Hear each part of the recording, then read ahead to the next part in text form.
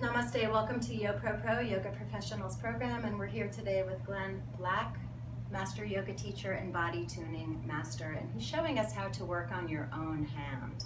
So we spend a lot of time on the computer, with our texting, on our handheld devices, and it really can wreak havoc on the hands, fingers, wrists. So Glenn's going to show you a little bit of technique that you could do at home on your own. Hello, it's important that you know that in order to work on the hands, you need to work also on the forearm a bit, because the tendons from the forearm muscles attach actually above the elbow and then go through the hand. So you can just use your other forearm and massage both the flexors and the extensors. Just go up once or twice each side, and you'll be able to determine just how much pressure you want to put down for yourself. That's one good thing about doing self-massage. Just turn the palm and then you start working. So you can go straight up and down, or you can make circular action. Mostly it's important when you do body work that you use your own body weight and you don't use a lot of the muscles. So my left arm is actually fairly passive and I'm just leaning into it so that I can work on the muscles. Now you'll notice that if I go deeper, how my fingers curl. Again, that just is a representative of just how these tendons go from the forearm all the way into your fingers.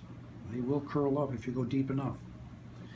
Then the first thing you do is just to test the range of motion in the forefingers and the thumb and see if it's clear and open.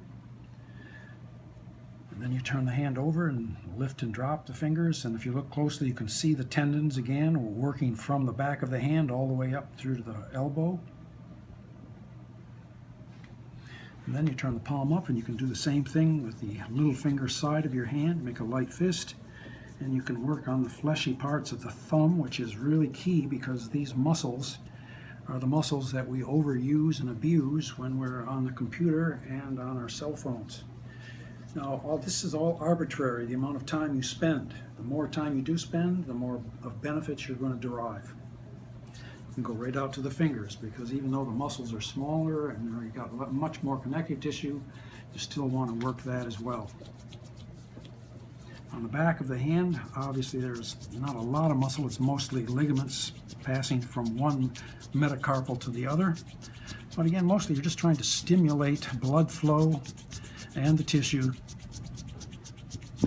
Another nice thing to do is actually lift and use the muscles to force the fingers back into position.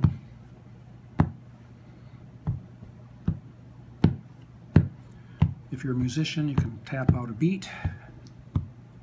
You can do two at the same time. You can do three. You can do all four at the same time.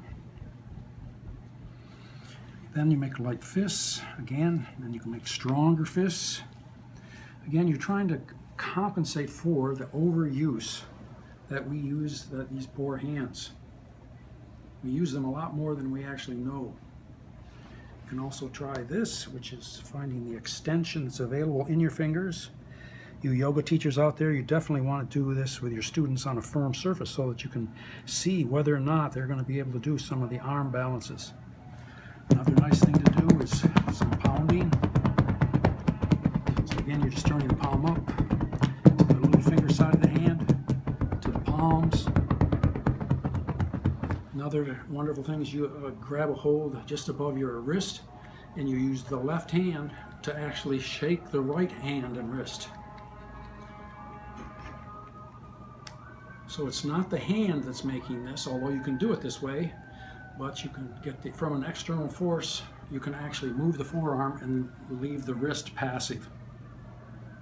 You can interlace the fingers. For people who are into meridian lines and nadis, the end and the fingers and the toes. So you might want to just manipulate in any possible combination of movements all the fingers, your hand bones. And again, another really nice thing to do is to rub, it's called the thenar prominence. It's the big mound at the bottom of your thumb.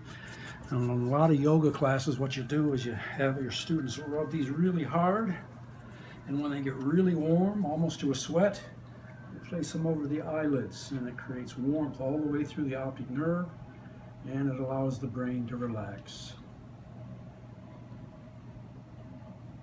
Enjoy.